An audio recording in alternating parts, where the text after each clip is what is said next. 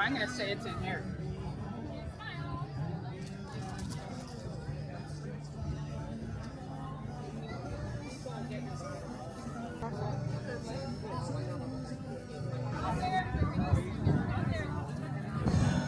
Yeah, so 14 by 20 replica shanty. Sort of the dimensions are similar to what they built when they first came over. Would we have been given instructions on this, or would they have help making these? I think help from whoever had built it before. So yeah, the people that came over first helped the people that came over later, from what I've been told. So. How many logs or trees would they have had to take down to do something like that? This one is that roughly, job itself was quite significant. Yeah, so this one's roughly 100 rails. I think their ones would have been bigger diameter, so maybe a bit less, but yeah, a lot. Who made this one? There was a bunch on the committee, myself, and then my uncles, probably 10 or 12 guys from Ennismore. Yeah. You can stand in certain parts of it. You said we're how much by 20? What's the size? 14 by 20. 14 yeah. 14 by 20-ish. Yep. One room. Yep. Some people came with like 6 and 7 and 8 kids. Yeah, no, exactly. So yeah, it could be a lot of people in here. It was neat how quick it went up to. It wasn't too bad once we got building, but yeah, it shows it was a fair bit of work and how they would do it without tools that we use. So yeah, gives you a bit of an appreciation for what they had to do when they first came over. Tell me about where all of these tools came from. Okay, so some of the tools were from our own farm, and some were handed down from generations. Others have been brought in by other neighbors and friends and other local people in the area. So, Prize an item in the collection that you find particularly special? No, there was there was one item that I didn't know what it was, and it was in the shed at my house in a farm that we bought, and I had no idea. I knew it was old, and I didn't really know what it was called or used for. And it wasn't until I talked to some of the older gentlemen here last night, they had an idea what it was and kind of helped us out. It's actually for grinding turnips. They would have been feed for the animals. So they would feed them to the cattle and horses and that kind of stuff. So, yeah. But then a lot of the other tools, like the carpenter's tools and that kind of stuff. This is a cordless drill. When my Uncle Jim was a kid, he used this to build houses. Oh my God. Yeah. Jim Young, Jimyoung. This guy right here. I think he's ignoring you. So when they first came here to Ennismore, they were given a saw, axe, and they're also given a drill or a gimlet, it's called. So it'll be like this style right here. So a lot of the old barns were constructed with, you didn't have nails. So you drill a hole through the wood and put a piece of wood doweling in there. Yeah. Back in the day, yeah. So is that how these, like how some of the shanties would have been put together? They would have been. More for furniture? No, they would have been built in that fashion. Yeah. So without nails, they would drill a hole and put a piece of doweling in there to hold the wood from spreading apart.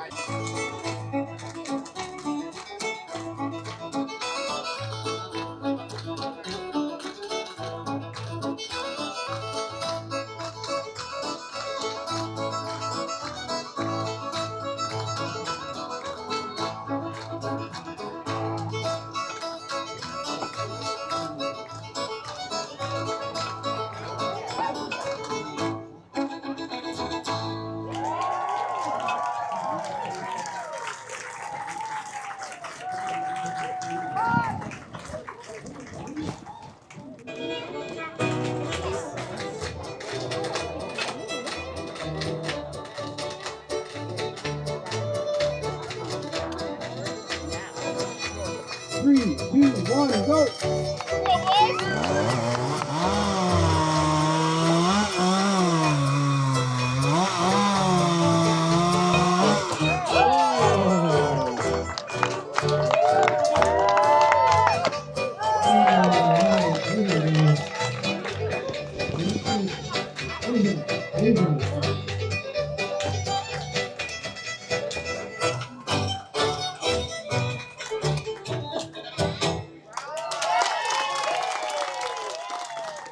probably close to a year ago, we were all trying to brainstorm about this wonderful event that's coming up and how we were going to get the students involved. And I thought it would be a really great way to get them involved by creating a beautiful art piece for them. And so I got permission from the committee to go ahead and make a beautiful mural to celebrate the 200 years. Now tell me about some of the symbolism or what we see within the elements of the quilt-like pattern here. Yeah, so I wanted all of the students and children who are participating to have some autonomy and sort of create their own little piece of artwork and expression.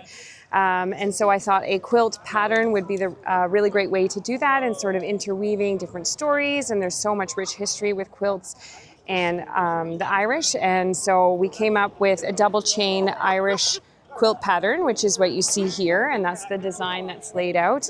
And so all the kids just sort of, they could paint whatever they wanted to do. Yeah, so there's a couple pickles up there. We've got some shamrocks. Some kids were really thinking about what Ennismore means to them. At the focal point, we have a beautiful, vibrant bouquet, and I wanted this sort of to be a symbolism of a convergence of different cultures and different backgrounds coming together. So we have our wheat stalks that represent the rich Irish and agricultural background. And then we have the shamrocks that represent the Irish heritage that's come here. We have the sumac and the black-eyed Susans that are native plants to this area. And I was thinking about Indigenous people that were here before the Irish immigrants arrived, and that deep relationship, and how everything kind of came together in this beautiful new bouquet for this new space, and new traditions that we're starting to grow and come from that. I'm originally from Ennismore, and so I was asked to get this quilt show together. I'm part of the Heritage Committee, and so that's what I did. Awesome. Yeah. How many quilts are part of the show this weekend? There's probably 150 items here. Some of them are not quilts, some of them are cross-stitch, fiber arts, textile. Yes. Quilt and textile show. I'm a quilter, and people in the community know that I'm a quilter, so they asked me to put it together, and I just kept talking to people and kept gathering more and more people into the fold, and we just made this quilt show. And what do you think about the result? Wonderful, wonderful. We had more quilts than I expected, and we've had a lot of people in. Quilting was a big thing in the life of the pioneers, so this is just an added bonus to the whole day. Why is quilting still so engaging after hundreds of years? Because I think people are artists and they want to show their artwork in some way, and maybe they're not a painter and they like sewing, and so this is how they come together.